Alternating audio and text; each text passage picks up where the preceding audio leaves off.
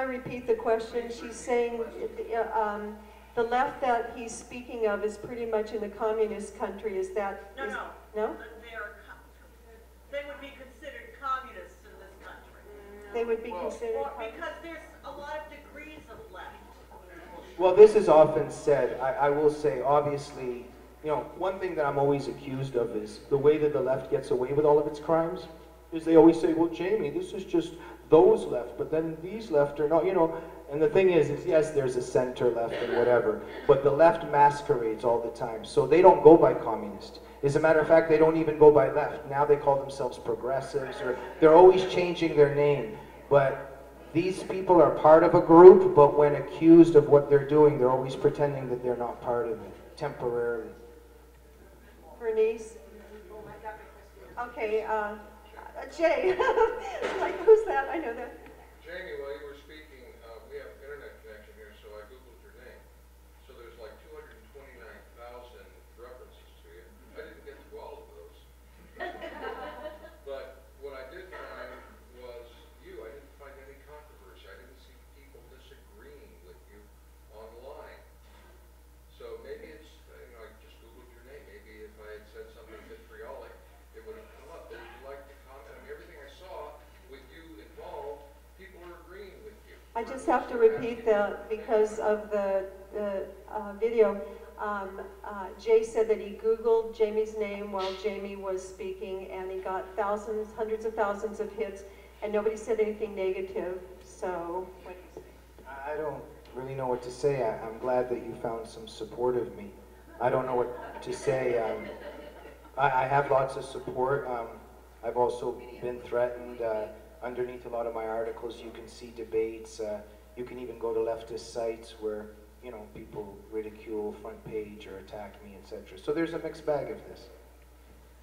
I don't know your name, but you're being pointed at this.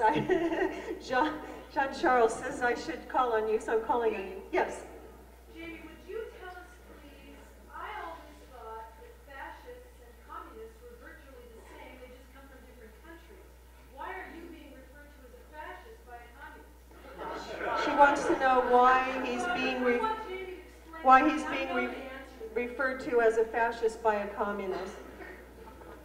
Well, first of all, this is the greatest lie of the left, of course, in terms of fascism somehow having to do something with the right, because there's a reason it was called National Socialism. The extreme right, by the way, if you know, people really want to think about it. Jeffersonianism, Jacksonianism, little government intervention, heightened individualism. It's the state power and fascistic power that is always on the left. Mussolini, Hitler. I mean, for Hitler and Mussolini, their main study was the Leninist concentration camps, etc. Right, but the left has a what the totalitarians do is they always call you the names. Very interestingly enough, of what you're persecuted by. It's just like the Israelis are always ridiculed with the images of fascism, and so Israelis are accused of causing Holocaust and are being talked about as Nazis. This is the way that evil always flips the script. Remember that Nazism was the National Socialist Party, so yes. I don't know if you heard today, Michael Medved had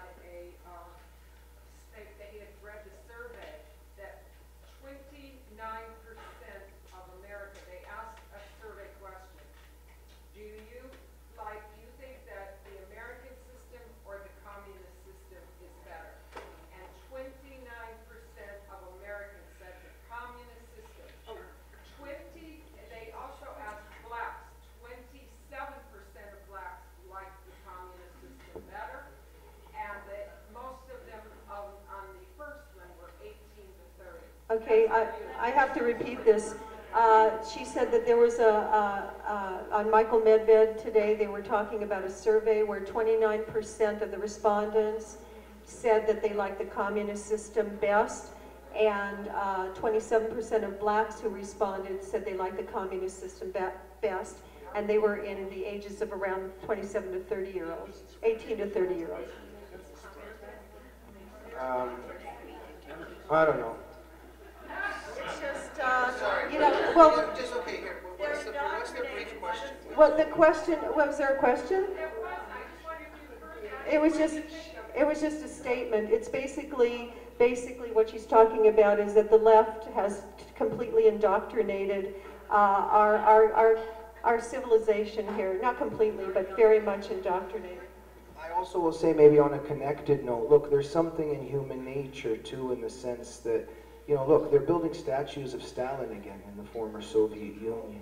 And I think that all of us, maybe in our own lives in the past, if we haven't tried to get better or we see what's going on around us, Theodore Dalrymple has written about this, the human propensity for attracting misery and bringing misery into one's own life. So it's very interesting think about it. In Egypt, like all these demonstrators out in the streets, people think this is a freedom revolution. 80%, more than 80% of Egyptians believe in stonings of adulterers and killings of apostates.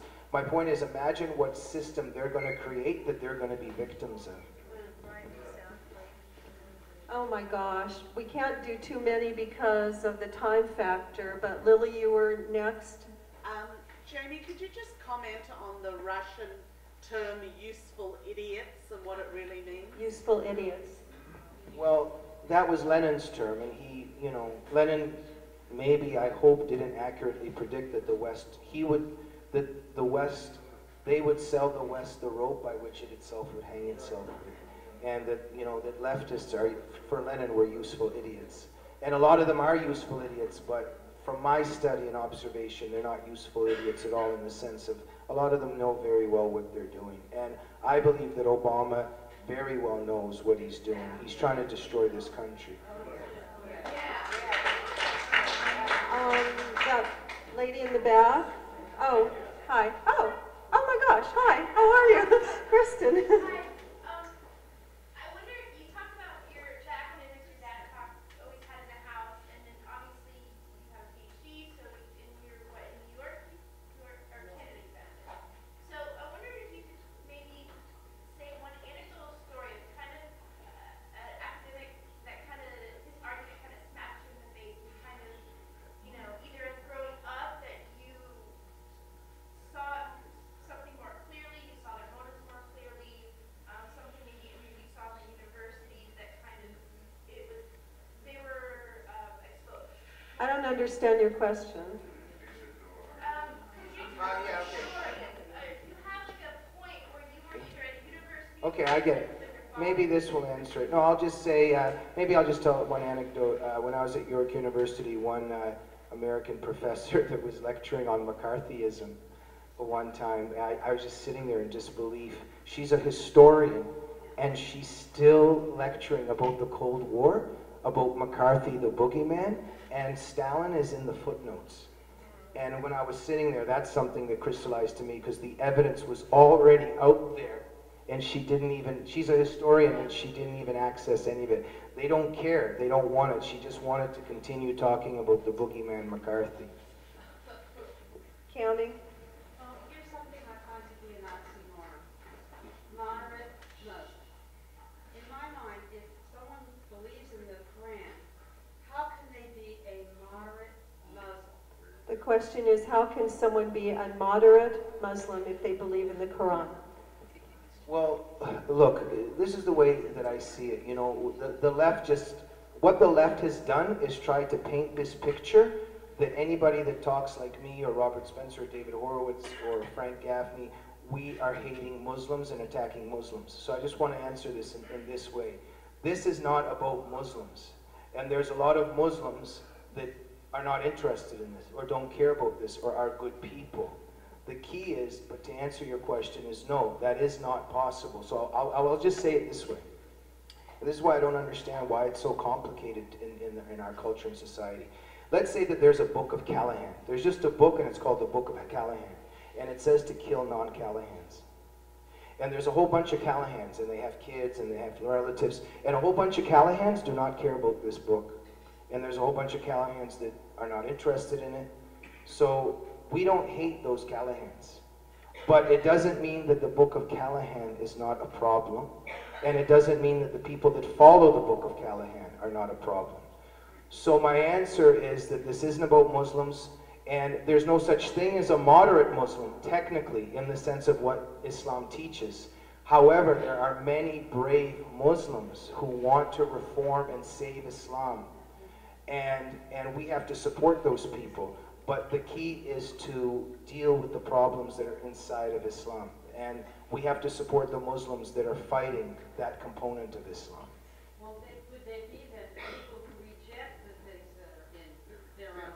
Not necessarily.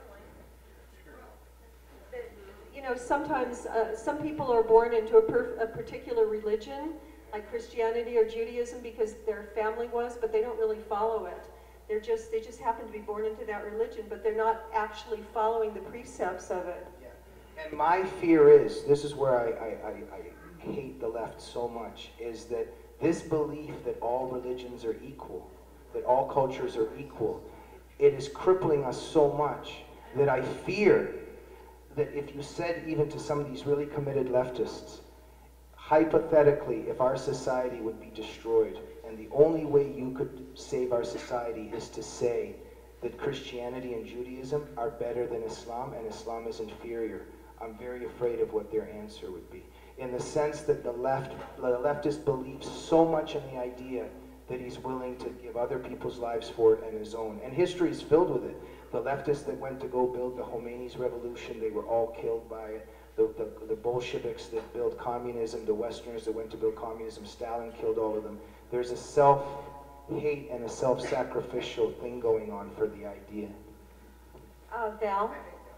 The question is, have you heard of what Khrushchev said about America and that he doesn't have to worry about taking over America, that the Democrat Party is going to do it for him? Well, he didn't say the Democrat Party, but he said that Khrushchev said that we were going to destroy ourselves from within, where he didn't have to, that the Soviet Union didn't have to violently take over America.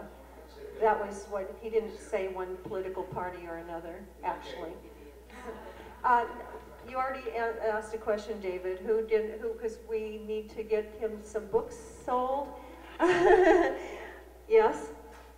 You gentlemen back there, whose name I don't know.